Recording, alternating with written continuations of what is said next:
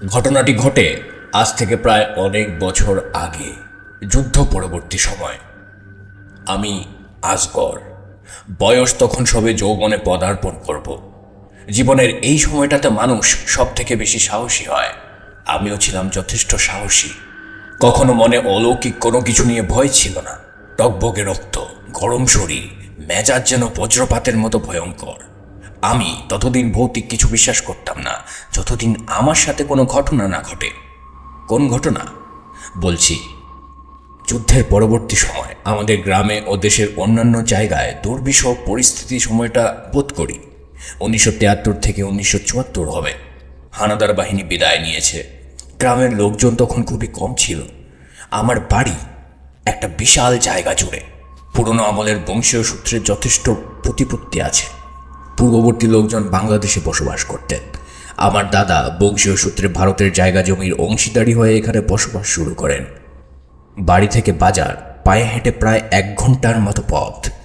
আর বাজারে যেতে হলে প্রথমে একটা বিল, তারপর একটি কবরস্থান আর একটা শ্মশান ঘাট পার হয়ে যেতে হয়। গ্রামটি ছিল ঘন সবুজ চাদরে মোড়ানো। গাছপালা বেশি থাকার কারণে সন্ধ্যের আগেই মনে হতো যেন রাত নেমেছে। গ্রামে তখনও বিদ্যুতের কথা কেউ কল্পনাও করতে পারত না। রাস্তাঘাট মাটির ছিল। সন্ধ্যার পর কোনো পাখির ডাকও শোনা যেত না। পরিবারে তখন একমাত্র আমার দাদি ছিলেন। বাবা মা অনেক আগে আমার জন্মের 6 বছরের মধ্যেই মারা গিয়েছিলেন। যুদ্ধের পূর্বে আমার পরিবারের ছোট চাচা চাচি তাদের 2 ছেলে নিয়ে বাংলাদেশে বাড়ি জমান। ঘটনা শুরু হয় একদিন আমি বাজারে গিয়ে বন্ধুদের সাথে যাত্রা দেখতে পাশের গ্রামে যাই। দেখতে দেখতে মধ্যরাত হয়ে যায়। বাড়িতে যাওয়ার কথা প্রায় ভুলেই গিয়েছিলাম। যখন যাত্রা শেষ হয় সবাই একসাথে বাজার পর্যন্ত আসার পর যে যার বাড়ির দিকে চলে যায়। তখন আমি একটা হেরিকেন হাতে নিয়ে বাড়ি ফিরব। তখনই আমার মনে কোনো ভয় কাজ করেনি।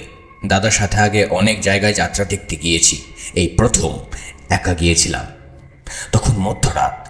সে কথা মাথায় না রেখে আমাকে যেতে হবে এটা বেশি করে ভেবেছিলাম। তাই আমি বাড়ির উদ্দেশ্যে রওনা হই। এই পর্যন্ত কোনো সমস্যার সম্মুখীন হয়নি বা কোনো ভৌতিক চিন্তাও মাথায় আসেনি। বাজার পার হয়ে যখন বাড়ির রাস্তা ধরে হাঁটতে শুরু করলাম, আমি শ্মশানের কাছে চলে আসি। রাস্তার বাম পাশে শ্মশান ঘাট আর ডান পাশে একটা ছোট কুঁড়ে ঘর। সেখানে একজন ওঝা থাকতেন। তিনি আগে ওইখানে থাকতেন, না যুদ্ধের বছর থেকে এখানে এসেছেন, না কোথা থেকে এসেছেন কেউ বলতে পারে না। শরীরের গঠন ছিল এতটাই চিকন যেন চামড়া হাড়ের সাথে মিশে গেছে। মানুষের সাথে তার তেমন কোনো যোগাযোগ ছিল না।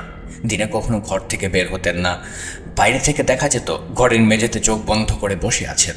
তার ঘরেও কখনো দরজা লাগাতেন না। দরজা থেকে সরাসরি শ্মশানটা দেখা যেত। উনি সেদিকেই মুখ করে থাকতেন। জীবন অতিবাহিত করার জন্য কি খেতেন কেউ জানে না। গ্রামে আসার পর থেকে সবাই তাকে নিয়ে মাতামাতি করলেও পরে তার কথা নিয়ে কেউ তেমন মাথা ঘামাতো না। দিনে ঘরে থাকলেও রাতে ঘরের সামনে বসতেন। আমি হেরিকেনের আলোতে দেখতাম যথারীতি ঘরের সামনে বসে আছেন, কিন্তু তার চোখ বন্ধ। আমি কখনো তার গলার স্বর শুনিনি। কিন্তু ওই দিন যখন আমি রাস্তা ধরে তার সামনে দিয়ে হাঁটছিলাম, হঠাৎ অনেক ভারী কণ্ঠে কেউ আমাকে বলল, সামনে যাস না, এখানে বসে থাক। আমি চমকে উঠেছিলাম তার কণ্ঠ শুনে। আমি জীবনে এত ভারী কণ্ঠস্বর শুনিনি। কিন্তু আমি পাত্তা না দিয়ে আর কোনো কথা না বলে হাঁটতে লাগলাম। তার কথা শোনার পর আমার সামনে যেতে ইচ্ছা করছিল না, কিন্তু আমি তারপরও গেলাম। আমি সামনে এগিয়ে শ্মশান পার হলাম। তখন রাস্তাটা ছিল সোজা বাড়ির দিকে, আর 2 পাশে জঙ্গলের মতো ঘন গাছপালা। তারপর মিনিট 2 হাঁটলাম। হঠাৎ মনে হলো আমি কিছু শব্দ শুনছি, কিন্তু সেগুলো মনে হচ্ছে খুব চাপা গলায় 3-4 জন মানুষ একসাথে বলছে, আয় একটু সামনে আয়। আমি কখনো জীবনে ভয় অনুভব না করলেও ওই দিন প্রথম আমি ভয়ে কেঁপে উঠলাম। তারপর কেউ যেন পেছন থেকে আমার কানের কাছে চাপা কণ্ঠে বলছে, চলে আয়, চলে আয়, আয় আর একটু সামনে আয়। ধীরে ধীরে আওয়াজ মিলিয়ে যাচ্ছে। আবার শুনছি, চলে আয় আর একটু সামনে আয়। এইবার সামনে যাব নাকি পেছনে যাব বুঝতে পারলাম না। ভয় করছে। এই বুঝি সামনে কেউ ভয়ঙ্কর চেহারা নিয়ে দাঁড়িয়ে, অথবা পেছন থেকে কেউ গলা টিপে ধরবে। আমি ভয়ে রাম নাম নিতে লাগলাম। হঠাৎ সামনে মনে হলো মানুষের মতো কেউ একজন দাঁড়িয়ে। আমি ভয়ে কেঁপে উঠলাম। আমার শির দ্বারা দিয়ে যেন ঠান্ডা স্রোত বয়ে যাচ্ছে। খেয়াল করলাম আমার হাত কাঁপছে। তবুও সাহস দেখিয়ে আমি হেরিকেনটা একটু উঁচু করে দেখার চেষ্টা করলাম। দেখি সামনে এক বৃদ্ধ লোক দাঁড়িয়ে আছে, লম্বা 6 ফুট হবে, পরনে কোনো কাপড় নেই। আমি দেখার পর আকৃতি বিকৃত হতে শুরু করলো। চোখ স্বাভাবিক মানুষ থেকে বড় হচ্ছে এবং বাইরে বেরিয়ে আসছে। মুখের জিহ্বা অস্বাভাবিকভাবে বেরিয়ে থুতনির নিচে একদম বুক পর্যন্ত নেমে গেছে এবং সেটা নড়ছে নাকের জায়গায়। একটা গর্ত তৈরি হচ্ছে। শরীরটা কালো রুমে ভরে যাচ্ছে। আমাকে হাতের ইশারায় কাছে যেতে বলছে। আমি অনেক বেশি ভয় পেয়ে দাঁড়িয়ে রইলাম। আমি বুঝতে পারছিলাম আমি অজ্ঞান হয়ে যাব, কিন্তু ভাবছি আমি কি সকালের সূর্যের আলো দেখতে পারবো? আমি হয়তো আজ মারা যাব, কিন্তু আমার মৃত্যুটা স্বাভাবিক হবে না। সকালে মানুষ হয়তো আমার ছিন্ন ভিন্ন লাশটা দেখবে। ওই পিশাচরূপী অবয়ব আজ আমাকে হত্যা করবে। মরে যাওয়ার আগে আমি দাদা দাদিকে একবার দেখতেও পারলাম না। আমি ভয়ে আতঙ্কে চুপ করেছিলাম, কিন্তু আমার চোখের পানি পড়ছে। আমি দৌড়ে পালিয়ে যেতে পারছি না। আমার হাত পা যেন অবশ হয়ে গেছে। আমি শরীর নাড়াতে পারছি না। অবয়বটা চোখের পলকে ঠিক আমার মুখের কাছে এসে পড়ল। আমি ভয়ে চিৎকার দেব, কিন্তু গলা দিয়ে কোনো আওয়াজ বের হচ্ছে না। আমি চোখ বন্ধ করে ফেললাম। তার লোমশা হাত দিয়ে আমার গলা ধরে উপড়ে তুলল। আমার হাত থেকে হেরিকেনটা পড়ে গেল। এবার আমার শ্বাস যেন বন্ধ হয়ে আসছিল। আমি 2 হাত দিয়ে তার হাত ছাড়াবার চেষ্টা করলাম। পাগুলো এমনভাবে নাড়াচ্ছিলাম ফাঁসিতে ঝুলিয়ে দিলে একজন মানুষ যেভাবে নাড়ায়। আমার মনে হলো এটাই আমার জীবনের শেষ মুহূর্ত। এখন আমি মারা যাব।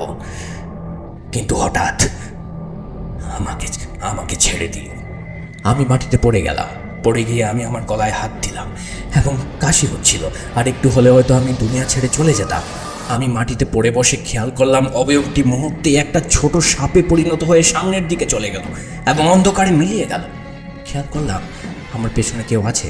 তাকিয়ে দেখি শ্মশান ঘাটে সেই ওঝা আমার পেছনে দাঁড়িয়ে, আমার দিকে রক্তবর্ণ রাগী দৃষ্টিতে তাকিয়ে, দাঁতের সাথে দাঁত লাগিয়ে, পুরো কুচকে প্রচণ্ড রাগে মোটা কর্কশ কণ্ঠে বলতে লাগলো, শরীরে খুব তেল, মরণের শখ জাগছে না? যা, নদীতে ঝাঁপ দে, আগুনে ঝাঁপ দে। কেন কেন আসলি? তোকে চিনে নিয়েছে। তোর খুব বিপদ এখন। তোকে মেরেই দম নেবে। তোর মুন্ডু ধর থেকে আলাদা করে তোর মগজ খাবে। খাবেই না কেন? যার রক্তে কলঙ্ক তার বাঁচার কথা না। হেরিকেনটা ফেলে আয় আমার সাথে। তিনি শ্মশানের কাছে নিজের ঘরের দিকে হাঁটতে লাগলেন। আমিও তাকে অনুসরণ করলাম এবং জিজ্ঞেস করলাম, রক্তে কলঙ্ক? আপনি কি বলতে চাচ্ছেন? আমাকে বুঝিয়ে বলুন। উনি চুপ করে আছেন। আবার জিজ্ঞেস করলাম, বলুন আমাকে। উনি কথা না বলে চুপ করে হেঁটে যাচ্ছেন। আমি আবার বললাম, দয়া করে বলুন আমাকে। কিছু না বলে আমাকে ঘরের কাছে নিয়ে ঢুকিয়ে আমার গায়ে কিছু পানি দিলেন এবং একটা লাল সুতা বেঁধে দিলেন। বললেন, এই জোনার খুব শক্তিশালী। যাদের উপর চালনা করা হয় তাদেরকে মেরে ফেলবে। যারা বাধা হবে তাদেরও বিনাশ করবে। আমি সামান্য সময়ের জন্য নিরাপদ দূরত্বে পাঠিয়ে দিয়েছি, তবে সম্পূর্ণরূপে যায়নি। আবার আসবে। তবে তুই আজ নিরাপদে সকালে বাড়ি যাবি। তোর বংশের সবচেয়ে প্রবীণ যিনি বেঁচে আছেন তারে বলবি ও ফিরে এসেছে। আমি তার কথার কোনো অর্থ বুঝতে পারলাম না। আবার জিজ্ঞেস করার সাহসও পেলাম না। তার ভয়ানক দৃষ্টির দিকে তাকালে কিছু বলতে পারি না। আর একটু আগেই এত কিছু ঘটে গেছে যে আমি মানসিকভাবে খুব আঘাতপ্রাপ্ত। তাই চুপ করে বসে রইলাম। বসে থাকতে থাকতে ভোর হয়ে এলো। ঘরের এক কোণে চোখ বন্ধ করে তিনি বসে আছেন। আমি ঘরের চারদিকে তাকিয়ে দেখলাম প্রায় 10টা মানুষের মাথার খুলি, সাথে 4টা ভেড়া আর 2টা গরুর মাথার খুলি, কিছু কালো সুতো আর একটা বড় তৈলচিত্রের ছবি, যেখানে দেখা যাচ্ছে কিছু কালো কাপড় পরা মানুষ আকাশের দিকে তাকিয়ে আছে। সম্পূর্ণ আকাশ রক্তবর্ণ লাল, আর চারদিকে অসংখ্য মাথার ঘড়ি, অনেক ভয়ানক। আমি বেশিক্ষণ তাকিয়ে থাকতে পারলাম না ওই চিত্রের দিকে। উনি চোখ খুলে তাকিয়ে বললেন, যা। আমি কিছু না বলে বেরিয়ে এলাম। তারপর বাড়িতে চলে আসলাম। আসার পর দাদা আমাকে দেখে বললেন, তোর এই অবস্থা কেন? শুকনো মুখ, আর দেখি গলায় কি দাগ? হাত দিয়ে গলা সরিয়ে দেখে চমকে উঠলেন। বললেন, যা ভেবেছিলাম তাই, আবার আবার ফিরে এসেছে ও। আর কত নেবে সে? কবে ক্ষান্ত হবে? কাল কি হয়েছে ঠিক করে বল আমাকে। আমি বললাম। শুনে আমার হাতটা ধরে টান দিয়ে বললেন, আয় তাড়াতাড়ি খেয়ে নে, দেরি করার সময় নেই, আমাদের এখনই বেরোতে হবে। আমি খাওয়া দাওয়া শেষ করলাম।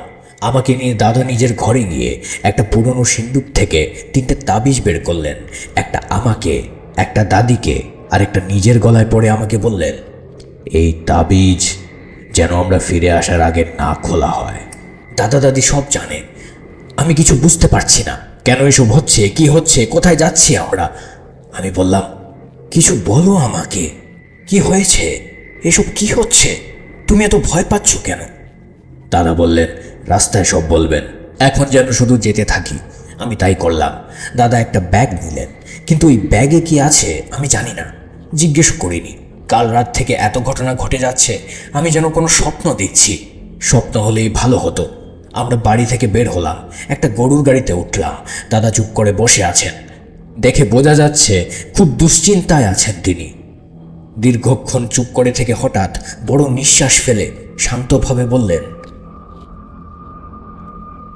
হাসকস, আজ আমি তোকে কিছু কথা বলতে চাই। কথাগুলো তোর জানা খুব জরুরি। আগে বললে হয়তো কাল রাতে তোর নরখাদক পিশাচের মুখে পড়তে হতো না। ভগবানের অশেষ কৃপা যে তিনি ঠিক সময়ে তার দূতের মাধ্যমে তোকে বাঁচিয়েছেন। কি ঘটনা আমাকে খুলে বলো, দাদা বলতে শুরু করলেন। ঘটনা শুরু আমার দাদার বাবা জমিদার জাহাঙ্গীর শাহর সময়। প্রতিপত্তি কম ছিল না। এই প্রতিপত্তির কারণে সে অহংকারী আর সাধারণ মানুষের ত্রাসে পরিণত হয়। উনি তখন তার বাড়িতে মাসে একবার করে জলসার আয়োজন করতেন। জলসায় দেশের বিভিন্ন অঞ্চল থেকে সুন্দরী নর্তকীদের মোটা অঙ্কের অর্থের বিনিময়ে নিয়ে আসা হতো। ঠিক তেমনি এক জলসায় জমিদার জাহাঙ্গীর শাহ এক নর্তকীকে দেখে নিজের নিয়ন্ত্রণ হারিয়ে ফেলে। তাকে খুব খারাপ একটা প্রস্তাব দেয়, যার ফলে নর্তক দল তার কাছে অনেক অনুরোধ করে যাতে জমিদার সাহেব ওনাদের ছেড়ে দেয়। কিন্তু সেই পাষণ্ড জমিদার সবাইকে একসাথে বেঁধে পানিভর্তি কুয়োতে ফেলে দেয়, আর সেই নর্তকীকে 4 দিন বন্দী রেখে তার উপর অমানবিক নির্যাতন চালায়। 4 দিন পর যখন সেই মেয়েটি পালিয়ে যেতে সক্ষম হয়, চারিদিকে লোক পাঠানো হয় সেই মেয়েটিকে খুঁজতে। কেউ মেয়েকে খুঁজে আনতে সফল হয় না। মেয়েটি পালানোর জন্য প্রাণ ভয়ে জঙ্গলের দিকে দিকবিদিক শূন্য হয়ে দৌড়তে থাকে। দৌড়তে দৌড়তে সে এক কুঁড়ে ঘরের সামনে পড়ে যায়। ঘর থেকে এক বৃদ্ধ বেরিয়ে আসে। বৃদ্ধকে দেখে মেয়েটি বলে, বাবা, আমার খুব বিপদ, দয়া করে অভাবীকে আশ্রয় দিন বাবা। বৃদ্ধ লোকটি মেয়েটিকে নিয়ে ঘরে যায়, নিয়ে গিয়ে পানি খেতে দেয় আর সাথে ভাত। মেয়েটি এমনভাবে খাচ্ছিল যেন কতদিন সে পেট পুড়ে কিছু খায়নি। বৃদ্ধটি মেয়েকে বলল, মা, কি হয়েছে তোমার, আমাকে নির্ভয়ে বলো। মেয়েটি জমিদারের সে অমানবিক নির্যাতনের কথা বলল আর বলল, পেটের দায়ে নাট্যদলের সাথে নাচি, আমি খারাপ নই বাবা, বিশ্বাস করুন। বলে মেয়েটি অঝরে কাঁদতে লাগলো। শুনে বৃদ্ধটি ঘৃণার রাগে বলল, ওই পাষণ্ড আমার ছেলেকে, আমার স্ত্রীকে হত্যা করেছে। আমি একা এখন এখানে থাকি, ভগবান একদিন ঠিকের শাস্তি দেবে। মেয়েটি মাস 4 সেখানে অবস্থান করে। বৃদ্ধ লোকটি একদিন বাজার থেকে এসে দেখে মেয়েটির গলা কাটা নগ্ন দেহ পড়ে আছে তার কুড়ের বাইরে, আর তার মাথা একটু দূরে, এখনো চোখ খোলা, সেই অবস্থায় রক্তে সেই মাটি ভিজে একাকার। বৃদ্ধ বুঝতে পারলেন জমিদার তার নিজের লালসা মিটিয়ে এই মেয়েকে নির্দয়ভাবে গলা কেটে হত্যা করেছে। নিজের পরিবারকে হারিয়ে এই মেয়েকে নিজের মেয়ে মনে করে ফেলেছিলেন। জীবনের এই শেষ ধাক্কাটা সহ্য করতে পারলেন না। প্রচণ্ড রাগে ক্ষোভে নিজের রক্ত এক পাত্রে মিশিয়ে কালো জাদু করেন। মূলত শয়তানকে নিজের আয়ত্তে সঁপে দেওয়ার বিনিময়ে ওই জমিদারের বিরুদ্ধে জিন চালান দেন। জিনকে বলা হয় এই বংশের বড় ছেলেদের পরিপক্ক বয়স হলেই যেন তাদের শরীর থেকে গলা ছিঁড়ে আলাদা করে দেওয়া হয়। জিন এই কাজের প্রতিজ্ঞা নেয় এবং সাথে ছিনিয়ে নেয় ওই বৃদ্ধের প্রাণ। তারপর একদিন সেই জমিদার তার মুন্ডহীন শরীর পাওয়া যায় নিজের ঘরে। তার 3 সন্তানের মধ্যে বড় যিনি ছিলেন, অর্থাৎ আমার দাদার বড় ভাই, তাকেও হত্যা করা হয়। বাকি 2 সন্তান, অর্থাৎ আমার বাবার ঘরের বড় সন্তান এবং ছোট ভাইয়ের ঘরের একমাত্র সন্তানকে হত্যা করা হয়। আমার দাদা 2 ঘরের 2 সন্তানের বড় যিনি ছিলেন, অর্থাৎ আমার চাচা, তার 19 বছর বয়সে তখন পড়েছিলেন, তাকেও মেরে ফেলা হয়। এ যেন ছিল এক মৃত্যু মিছিল। অনেক বড় বড় কবিরাজ, ওঝা, আলেম, পীর দেখানো হয়, কিন্তু সবাই একটা কথাই বলে, এই দুষ্ট শক্তি এতটাই বেশি যে একে কেউ থামাতে পারবে না। দাদা সারা জীবনের জন্য মানুষ খুঁজতে থাকেন। তার বয়স যখন বার্ধক্যে পৌঁছয় তখন তিনি ভারতের কামাখ্যায় এক গুরুর সন্ধান পান। তারপর তিনি ছোট ছেলেকে সাথে নিয়ে আরও লোক লস্কর নিয়ে কামাখ্যায় আসেন এবং সেই গুরুকে সমস্ত ঘটনা বলার পর গুরু বলেন, এর সমাধান আছে, এই শয়তানি শক্তিকে আটকানো যাবে, কিন্তু বিনাশ সম্ভব নয়। দাদা মর্মাহত হয়, কিন্তু পরের কথা শুনে তিনি পাথর হয়ে যান। গুরু বলেন, এই বংশের একজনের গলা কাটা মাথার রক্ত লাগবে। দাদা ভেবে উঠতে পারেন না কিভাবে এক জীবন্ত প্রাণকে বিনাশ করে আগত ভবিষ্যৎ বাঁচাবেন। দাদা তখন বলে ওঠেন, ঠিক আছে, ব্যবস্থা হবে, কিন্তু আপনি আজ রাতে যা করবেন শুরু করুন, আর কোনো প্রাণ আমি নিতে দেব না। দাদার সাথে যাওয়া সব লোকজন দাদার কথা আর তার চোখ দেখে বুঝতে পেরেছিলেন তিনি কি বলতে চাচ্ছেন। সবাই তাকে থামাতে চাইলে তিনি কঠোরভাবে সবাইকে এ ব্যাপারে কথা বলতে নিষেধ করেন। উপস্থিত সবাই কান্না চোখে অদ্ভুতভাবে তাকিয়ে থাকে। আমার বাবা বয়সে অপরিপক্ক হওয়ায় তেমন কিছু বলতে পারেন না।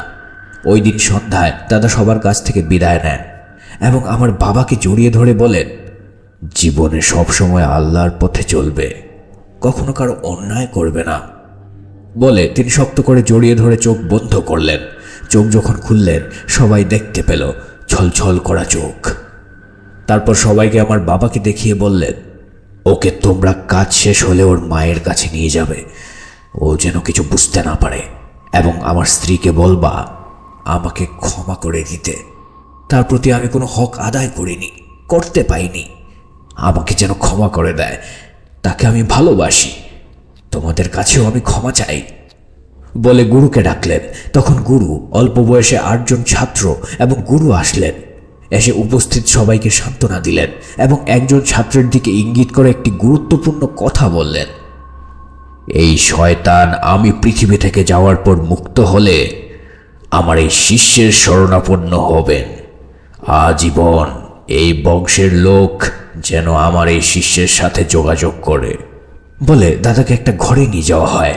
পরের দিন সকালে গুরু সবাইকে সমবেত করে একটি কালো বোতল, একটি কালো ছোট সিন্দুকে রেখে নির্দেশ দেন, এই সিন্দুক যেন সবাই বাংলাদেশে নিয়ে যায় এবং দাদার কবরের পাশে পুঁতে দেওয়া হয়, এবং কঠোর নির্দেশ দেওয়া হয় লাশ পচে গেলেও যেন এই লাশ দাদার সেই পৈতৃক মহলে কবর দেওয়া হয়। সবাই দাদার মৃত গলাবিহীন লাশ নিয়ে বাংলাদেশে আসেন। আস্তে আস্তে সেই লাশ প্রায় সবটুকু গলে পচে নষ্ট হয়ে গিয়েছিল, বাকি ছিল শুধু গলা পচা এক মাংসপিণ্ড। পরবর্তীতে আমার বাবা যখন জমিদারি সামলায়, তার অসুস্থজনিত কারণে অকালে মৃত্যু হয়। তিনি পরবর্তীতে আমাদের 2 ভাইকে সম্পত্তির ভাগ দেন। বড় ভাই তখনও বিবাহ করেনি, উনি 31 বছর বয়সে মারা যান এবং ওনার সমস্ত সম্পত্তি তিনি বিভিন্ন ট্রাস্ট এবং গরিবদের দিয়ে যান। আর আমাকে যতটুকু দিয়েছিলেন সব জমি ছিল ভারতে। আমি এখানে চলে আসি, সেখানে শুধু এখন আমাদের সেই পুরনো জমিদার বাড়িটি আছে, তুই তো জানিস, এবং তোর ছোট চাচা সেখানে থাকে। তোকে এই ঝামেলা মিটে গেলে প্রথমবারের মতো নিয়ে যাব। দাদার এই আত্মত্যাগ আমরা কখনো ভুলিনি, কিন্তু কিভাবে এই শয়তান আবার ফিরে এলো জানি না। দাদার এই সম্পূর্ণ ঘটনা শুনে আমি এত আশ্চর্য হলাম, কি বলবো বুঝতে পারলাম না। এ যেন রূপকথার কোনো গল্প। আমি দাদাকে বললাম, দাদা, তাহলে গুরুর সেই শিষ্য এখন কোথায়? আমরা কি তার কাছে যাচ্ছি? দাদা বললেন, না, উনি জীবিত নেই, কিন্তু উনি মারা যাবার আগে তার এক শিষ্যের সাথে আমাকে পরিচয় করিয়ে দিয়েছিলেন। বলেছিলেন ভবিষ্যতে আমি যেন তার সাথে যোগাযোগ রাখি। উনি কি এখন কামাখ্যায়? আমরা কি কামাখ্যায় যাচ্ছি? না, যুদ্ধের পরের বছর অনেক খোঁজে আমি তাকে নিয়ে আসি, অনেক অনুরোধ করে তাকে আমি হিমাচলে রেখে দেই। তিনি সেখানে এক বড় আশ্রমে পড়ান, আমরা সেখানেই যাচ্ছি। একটু পর আমরা নদী পার হয়ে সেখানে যাব। এই তো প্রায় নদী ঘাটে এসে গেছি। আমি নৌকার ব্যবস্থা করে রেখেছি, যেতে রাত হলে আমরা খুব বিপদে পড়ব। শুনে আমার অন্তরাত্মা কেঁপে উঠল। এত কিছু দেখে আর শুনে আমি সত্যি খুব ভীত হয়ে গিয়েছি। দেখতে দেখতে নদীর ঘাটে পৌঁছালাম। ছাউনিওয়ালা নৌকা, সেখানে দুজন মাঝি আগে থেকে এসে বসে আছে। আমাদের নদীর ঘাটে পৌঁছতে পৌঁছতে তখন দুপুর প্রায়। দাদা তাড়াতাড়ি করে নেমে নৌকায় উঠলেন। মাঝিকে বললেন যেন সূর্য ডোবার আগে আমরা পৌঁছতে পারি। কিন্তু সেই ভাগ্য আর হলো না। এখনো হয়তো ভয় পাওয়া বাকি ছিল। অন্ধকার হয়ে এলো চারপাশ। আমরা ভয়ে এবার একসাথে বসেছিলাম। দাদা মাঝিকে নির্দেশ দিলেন যেন নৌকা তাড়াতাড়ি চালানো হয়। আমি ভয়ে জড়সড় হয়ে গেলাম। হঠাৎ মনে হলো ভারী কিছু নৌকার উপরে পড়লো, কিন্তু কোথা থেকে পড়লো? আমরা তো নদীতে। আমি আর দাদা ছাউনির ভেতর থেকে বেরিয়ে এলাম। দেখি একটা বলের মতো কিছু।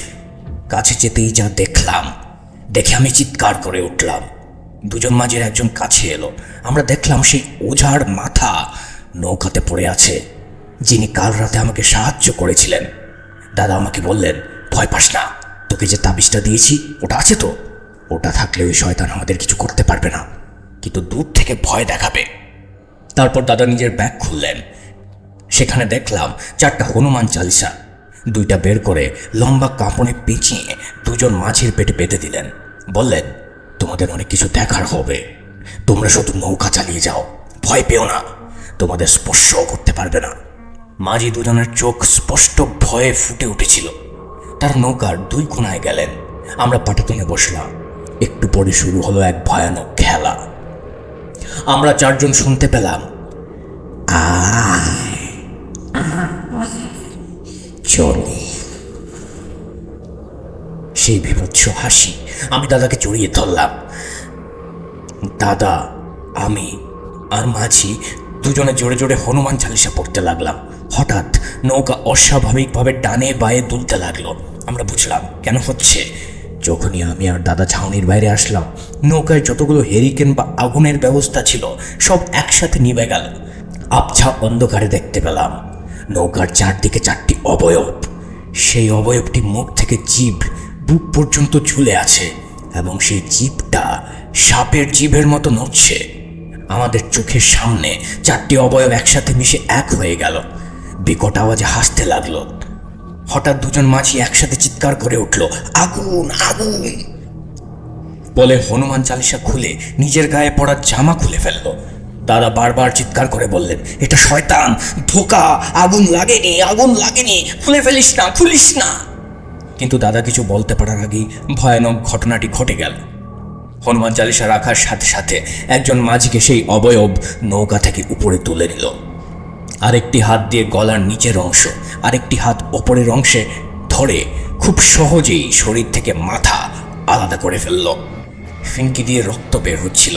আমি জীবনে এত রক্ত আর এত ভয়াবহ দৃশ্য দেখিনি। আমি তাদের জড়িয়ে ধরেছিলাম আর জোরে জোরে রাম রাম বলছিলাম। আমার হাত পা কাঁপছিল। তারপর শরীর ছেড়ে দিয়ে সেই মাথা হাতে নিয়ে যেই অংশের রক্ত পড়ছিল সেই অংশের জিহ্বা দিয়ে চেটে চেটে চুষে পানিতে ফেলে দিল। এই দৃশ্য দেখে আমি আর আরেক মাঝি রাম বলে নদীতে ঝাঁপ দিলাম, কিন্তু শেষ রক্ষা হয়নি। এভাবে তাকেও ধরা হয়। মাথা ছিঁড়তে যাবে এমন সময় দাদা ভয়ে খুবই অসহায় হয়ে খুব জোরে জোরে হনুমান চালিসা পড়তে লাগেন। আমি তাকে শক্ত করে ধরে আছি। মন্ত্র শুনেই সেই শয়তান মাঝিকে ছেড়ে দেয়, কিন্তু গলার প্রায় অর্ধেক অংশ ছিঁড়ে যাওয়াতে নিচে পড়ে যায়। তার 2 হাত দিয়ে গলা চেপে ধরে চোখের কালোমণি উপরের দিকে উঠে যায়। চোখের সাদা অংশ দেখা যাচ্ছিল। তার গড় গড় করে আওয়াজ বের হচ্ছিল মুখ দিয়ে, আর ফিনকি দিয়ে রক্ত বের হচ্ছিল। দেখতে দেখতে তিনি মারা গেলেন। নৌকার পাটাতন লাল রক্তে ভিজে একাকার। এই দৃশ্য দেখতে দেখতে আমি বুঝতে পারছিলাম আমি অজ্ঞান হয়ে যাব। দাদা মন্ত্র পড়ছিলেন আর এক হাত দিয়ে আমাকে ঝাঁকি দিলেন যেন আমি অজ্ঞান না হয়ে যাই। কিন্তু আমি ওই রক্ত আর ভয়ানক দৃশ্য দেখে ভয়ে আমার হাত পা অনবরত কাঁপছিল আর বমি করে দিয়েছিলাম। এইভাবে 4 বার হনুমান চালিসা পড়ার পর আমি স্পষ্ট দেখতে পাই চারিদিকে এখনো অনেকটা আলো। নৌকা ঘাটে ফিরে আসছে, মানে এখন তাহলে সন্ধ্যা হয়নি। সম্পূর্ণটা শয়তানের ধোঁকা ছিল। ধোঁকা দিয়ে শয়তানটি 2 মাঝিকে মেরে ফেলে। হঠাৎ খেয়াল করলাম আমার পায়ের কাছে একটা মাথা, চোখ অর্ধেক খোলা। তাকিয়ে দেখলাম এটা সেই গরুর গাড়িওয়ালা, যাকে আমরা গাড়িয়াল নামে ডাকি, তার মাথা। দাদা নিজেকে ধিক্কার দিয়ে বললেন, কতটা নীচ আমরা! নিজেদের বাঁচাতে কতগুলো প্রাণ কোরবানি দিলাম, আর কত বক্ত চায়ও। নিজেকে সামনে নিয়ে বললেন, চলো, এখনো রাত হয়নি, আর আশ্রমটা খুব কাছেই, একটু দূরেই, এবার হেঁটে যেতে হবে। আমরা নৌকা থেকে নেমে নদী পার হয়ে বেয়ে উঠলাম। দেখলাম সেখানে কোনো মানুষ নেই। একটু পর সন্ধ্যা হবে। একটু এগিয়ে রাস্তা পেলাম। সেই রাস্তা ধরে অল্প একটু হাঁটলেই কিছু মানুষের শব্দ পেলাম। বুঝলাম সামনে একটা শিক্ষা প্রতিষ্ঠান, অর্থাৎ এটি একটি আশ্রম। আমরা আশ্রমের গেট দিয়ে ভেতরে ঢুকলাম। ঢুকতে দেখি আশ্রমের ছোট ছোট বাচ্চারা বিকেলে খেলার সময় শেষ করে হাত মুখ ধুয়ে সন্ধ্যার আরতির প্রস্তুতি নিচ্ছে। আমাদের দেখে সবাই এগিয়ে আসলো। একজন গিয়ে গুরুকে ডাকতে গেল। গুরু এসে আমাদের দেখলেন। আমাদের মুখ শুকিয়ে গেছে, দুজন অনেক ঘেমে গেছি, আর আমি ভয়ে আতঙ্কে জোরে জোরে নিঃশ্বাস নিচ্ছি। গুরুর দিকে তাকালাম। প্রায় মধ্যবয়সী এক লোক, লম্বা দাড়ি, মাথায় জটা, রুদ্রাক্ষ পরিহিত, একটু দূর থেকে মুখ দেখা যায় না। এসে সবাইকে বললেন, ওনাদের ধরো, আমার রুমে আসো। গুরু আমাদের একটি বিশেষ কক্ষে নিয়ে গেলেন। সেই কক্ষে চারিদিকে সাজানো শত শত বই। আমাদের মেঝেতে পাটিতে বসতে বললেন। আমরা বসলাম। গুরু গিয়ে একটি পুরনো বই নিয়ে আসলেন।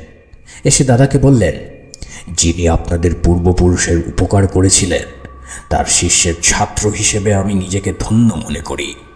উনি আপনার দাদার কথায় সেই শয়তানকে বন্দী করার পর এই কিতাব লিখে গিয়েছিলেন, যাতে পরবর্তী কেউ সেই শয়তানকে বিনাশ করতে পারে। তখন ওই শয়তান অনেক শক্তিশালী ছিল বলে তাকে থামানোর জন্য আপনার দাদাকে আত্মত্যাগ করতে হয়, কিন্তু এখন সেই শয়তান অনেক দুর্বল। আপনি ভাববেন না আজ আমি তার বিনাশ করব, কিন্তু কিন্তু কি? আপনি সাহায্য করুন দয়া করে, আর দয়া করে বলবেন কিভাবে সেই শয়তান ছাড়া পেল। কিভাবে? শয়তানকে তো আমার দাদার কবরের পাশে পুঁতে দেওয়া হয়েছিল।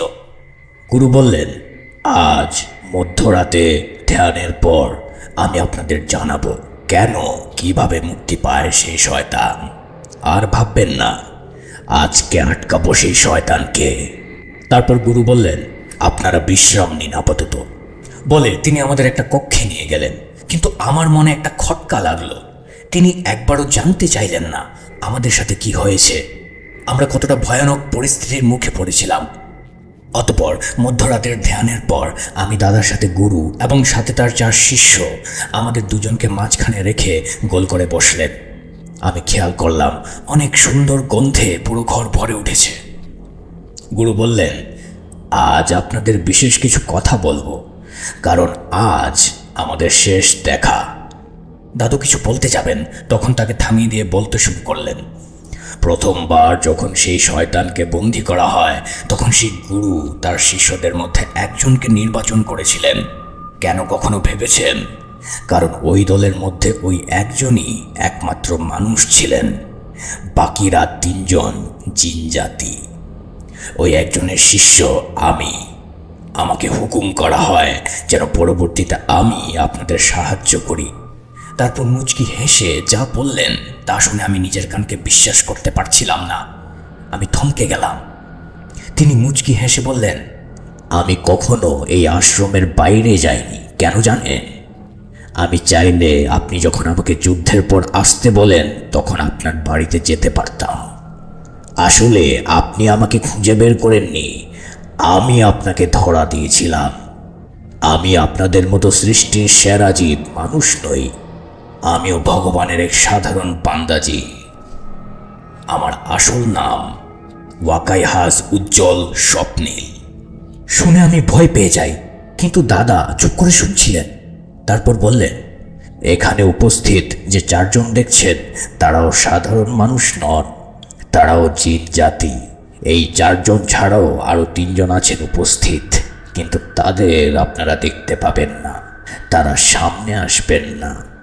এই 7 জন প্রথমবার এই শয়তানকে বন্দী করেছিল, এখন সেই শয়তানকে আহ্বান করব আমরা। তারপর উনি আমাদের ঘরের এক একটা কোণে রাখা একটি ছোট বসার জায়গায় দেখিয়ে বললেন, আপনারা সেখানে যান, যাই হোক রুমের থেকে বের হবেন না, আর ভয় পাবেন না, ভগবান আমাদের সাথে আছেন। আমরা তাই করলাম।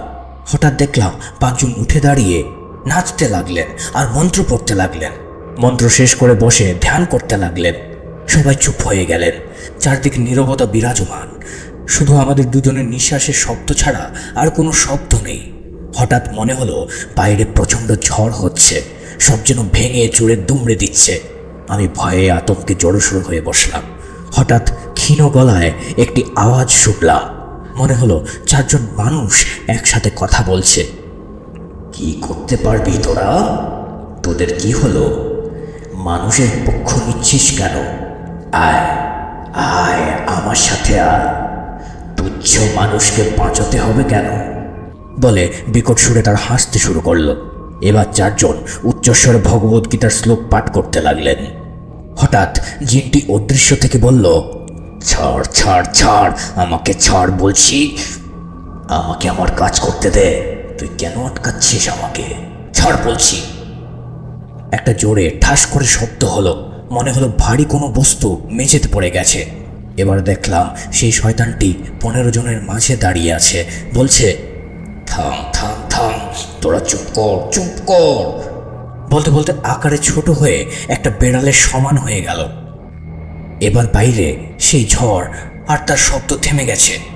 শুধু ভগবদ্গীতার শ্লোকের শব্দ শোনা যাচ্ছে। সেই গরুরূপী জিনটি এবার সেই শয়তানকে 2 হাতে চেপে ধরল। বলল, ভগবানের কসম, আজ তোকে বন্দি করব না, তোকে হত্যা করব। শুনে শয়তান চিৎকার করে উঠল, আমার মালিক তোদের ছাড়বে না। আমাকে মেরে কি হবে? আমি তো শুধু হুকুম পালন করছি। বলে জোরে জোরে হাসতে শুরু করলো।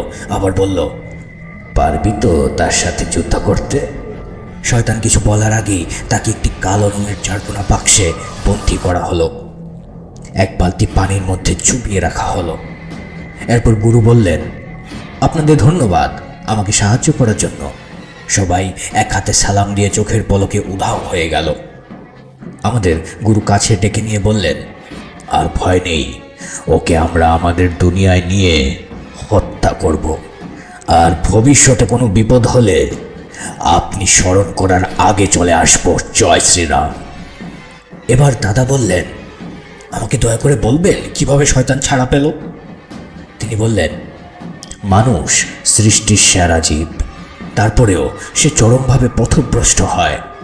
লোভ মানুষের জীবনের অভিশাপ। আপনার ছোট সন্তান যেহেতু আগে থেকেই সবকিছু সম্পর্কে অবগত ছিল, তাই বাংলাদেশে গিয়ে অনেক খোঁজাখুঁজির পর এক শয়তান হুজুরের শরণাপন্ন হয়। তাকে দিয়ে সেই শয়তানকে মাটি থেকে তুলে মুক্ত করে দেয়। তবে তার শাস্তি তিনি পেয়েছেন যখন সেই শয়তানকে মাটি থেকে তুলে শয়তানের হুজুরের কাছে নিয়ে যায়।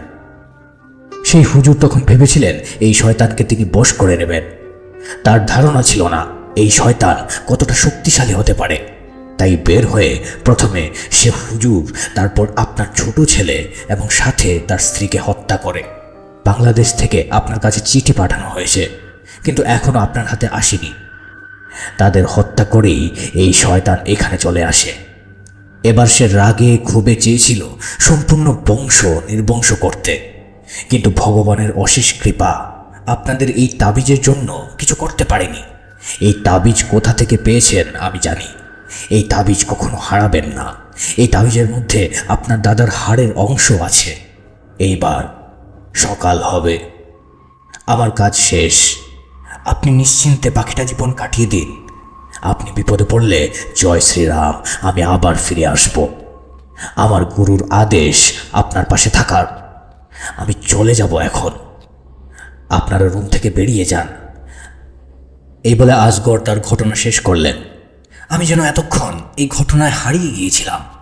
আমি জিজ্ঞেস করেছিলাম, দাদা, শয়তান যে বলেছিল তার মালিককে থামানো যাবে না, এই কথার অর্থ কি? দাদা শুনে চোখ বন্ধ করলেন, কিছু বললেন না, আনমনা হয়ে গেলেন। রহস্যের গন্ধ পেলাম। আমি বললাম, দাদা কি হয়েছে বলো।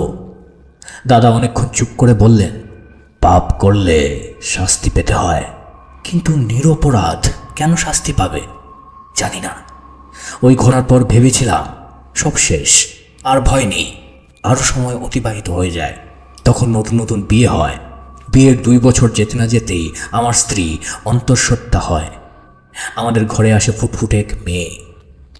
একদিন রাতে স্বপ্ন দেখি কেউ একজন কালো কাপড় পরে এসে আমাকে বলছে, আমার প্রতিশোধ সম্পন্ন হয়নি। অবয়বটি মুখ দেখিনি, বিশ্রী হাসি দিয়ে এসে বলে, কিন্তু আজ হবে। শুনে আমি ঘুম থেকে চমকে উঠি। উঠে দেখি আমার পাশে আমার স্ত্রী ঘুমিয়ে আছে, তার পাশে আমার ছোট ফুটফুটে মেয়ে, শরীর থেকে ঘাটটি আলাদা। আমি চিৎকার করতে যাব, হঠাৎ দেখি সেই গুরু জিনটি আমাকে বলল, এই প্রথম বংশের সন্তান হিসেবে কোনো মেয়ে এসেছিল, তাই শয়তানটা নিজের পুরনো সেই প্রতিজ্ঞা পূরণ করেছে। বলে তিনি চলে যান। আমি চিৎকার করে কাঁদতে থাকি। আমার স্ত্রী ঘুম থেকে উঠে চিৎকার করে ওঠে। সে অজ্ঞান হয়ে যায়। পরবর্তী জীবনে সে মানসিক ভারসাম্য হারিয়ে ফেলে। আমি তারপর আর বিয়ে করিনি। এই বলে দাদা চুপ করলেন। আমি দেখলাম তার চোখ দিয়ে পানি পড়ছে। তাকে সান্ত্বনা দেওয়ার ভাষা আমার ছিল না। আমি তখন বুঝতে পারলাম কালো জাদু কতটা ভয়ঙ্কর। একটা প্রবাদ মনে পড়ল, পাপে ছাড়ে না কাউকে। খুব খারাপ পেলাম ঘটনাটি শুনে। এই ছিল আমার ঘটনা।